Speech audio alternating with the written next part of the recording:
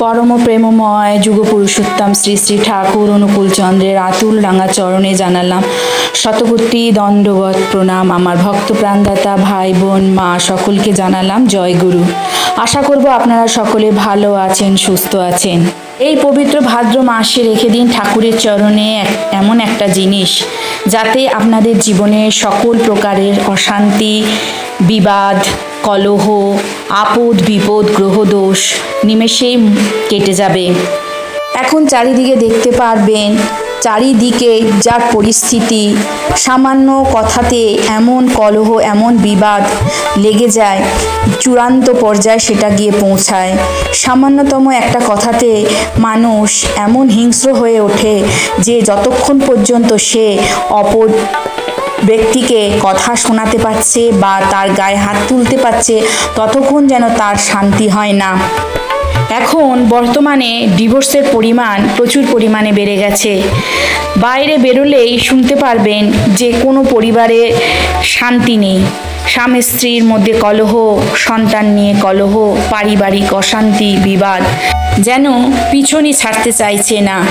সামান্য থেকে সামান্যতম কথায় স্বামী স্ত্রীর মধ্যে ডিভোর্স হয়ে যাচ্ছে। এখন ডিভোর্সের পরিমাণ প্রচুর বেড়ে গেছে।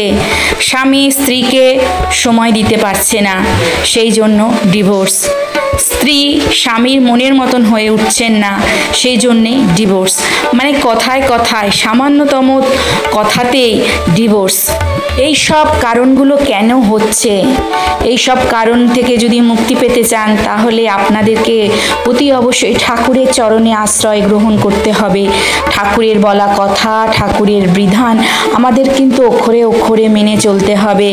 ঠাকুরের দীক্ষা নিয়েছেন অথচ ঠাকুরের কথা মানছেন না, ঠাকুরের বিধান মেনে চলছেন না, সেই সমস্ত পরিবার অবস্থা একদমই শোচনীয়, তাদের অবস্থা একদম ভরাডুবি। ঠাকুরের বলা কথাগুলো যদি ঠিকঠাক করে আমরা মেনে চলতে পারি, ঠাকুরের বিধানগুলো যদি আমরা মেনে চলতে পারি, তাহলে কোনো রকম সমস্যায় আমাদেরকে কিন্তু স্পর্শ করতে পারবে না। আমরা মানুষেরা অত্যন্ত আজব, কারণ আমাদের হাতের কাছে সহজে যে জিনিসটা করলে আমরা বিভিন্ন সমস্যা থেকে মুক্তি পাব, সেই জিনিসটাকে না করে আমরা সমাজে চাকচিক্যের পিছনে কিন্তু ছুটে বেড়াচ্ছি।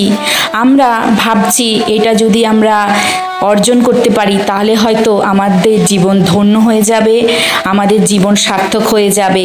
একবারও ভেবে দেখছি না যে এতে কি কোনো শান্তি পাওয়া যাবে, এতে কি সুখ পাওয়া যাবে, এর থেকে কি কোনো আমাদের আপদ বিপদ আটকাতে পারবে? এগুলো কিন্তু আমরা একবারও কিন্তু ভেবে দেখছি না। আমরা শুধু ছুটেই চলেছি। জীবন নির্ধারণ করার জন্য টাকা পয়সার প্রয়োজন আছে, কিন্তু অতিরিক্ত টাকা পয়সা যাদের আছে তাদের দেখবেন গৃহে কোনো শান্তি নেই, তাদের গৃহে কোনো সুখ নেই। টাকা পয়সা শান্তি সুখ কিন্তু আনতে পারে না। সেই সমস্ত পরিবারে দেখবেন অশান্তি কিন্তু লেগেই আছে, আপদ বিপদ লেগেই আছে, সুখ শান্তির বড়ই অভাব। এই তো বর্তমান পরিস্থিতি। সংসারে যদি সুখ না থাকে, সংসারে যদি শান্তি না থাকে, তাহলে কিসের সংসার, কিসের সংসারের সার্থকতা? মনে করুন আপনি কাজের থেকে বাড়ি ফিরছেন, বাড়িতে ফিরে আপনারা কি খুঁজবেন? সারাদিন হয়তো বাইরে থাকেন, বাইরে সারাদিন কাজের মধ্যে ব্যস্ত থাকেন, সেরকম মানসিক যন্ত্রণার মধ্যে অনেককে কাটাতে হয়। কাজ মানেই হচ্ছে একটা মানসিক চাপের ব্যাপার থাকে। যখন বাড়ি ফিরবেন তখন আপনারা একটুখানি শান্তির আশায় বাড়ি ফিরবেন, শান্তির খোঁজে বাড়ি ফিরবেন। সেই শান্তিটুকুই যদি সংসার না থাকে তাহলে সেই সংসার থাকা আর না থাকা দুই কিন্তু সমান হয়ে যায়। তাহলে এই শান্তি পেতে গেলে আমাদেরকে প্রথম যে কাজটি করতে হবে সেটি হচ্ছে পরম প্রেমময় শ্রী শ্রী ঠাকুরের আতুল রাঙা চরণে আমাদের নিজেদেরকে অর্পণ করতে হবে, নিজেদেরকে উৎসর্গ করতে হবে, ভক্তি ভরে তার নাম নিতে হবে, তার নাম জপ করতে হবে। মনের মধ্যে যদি ভক্তি না থাকে, মনের মধ্যে যদি শ্রদ্ধা না থাকে, তাহলে নাম যতই আপনি করুন না কেন আপনারা কিন্তু কোনো আশীর্বাদ ঠাকুরের কাছ থেকে লাভ করতে পারবেন না। যে যত বেশি ঠাকুরের পায়ে নিজেদেরকে উৎসর্গ করতে পেরেছেন তারা কিন্তু তত বেশি ঠাকুরকে লাভ করতে পেরেছেন। যারা যত বেশি ঠাকুরের পায়ে নিজেদেরকে সঁপে দেবেন, ভক্তি ভরে উৎসর্গ করবেন, তারা কিন্তু প্রকৃত সুখ লাভ করতে পারবেন। এই পূর্ণ ভাদ্র মাসে যুগপুরুষোত্তম শ্রী শ্রী ঠাকুর অনুকূলচন্দ্র পৃথিবীতে আবির্ভূত হয়েছিলেন আমাদের মতন পাপী মানুষদেরকে রক্ষা করার জন্য। তাই এই ভাদ্র মাস আমাদের কাছে অতি মূল্যবান মাস, অতি পুণ্যের মাস। এই পুণ্যের মাসকে হেলায় ফেলায় কিন্তু নষ্ট করলে চলবে না।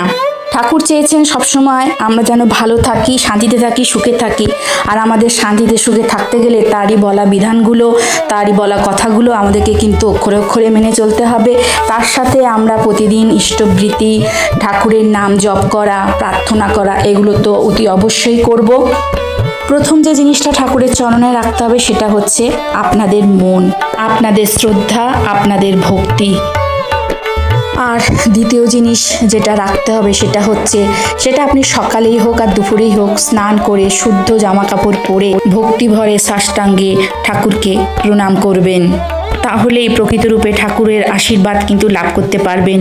এই পূর্ণ ভাদ্র মাস কিন্তু হেলায় ফেলায় নষ্ট করবেন না।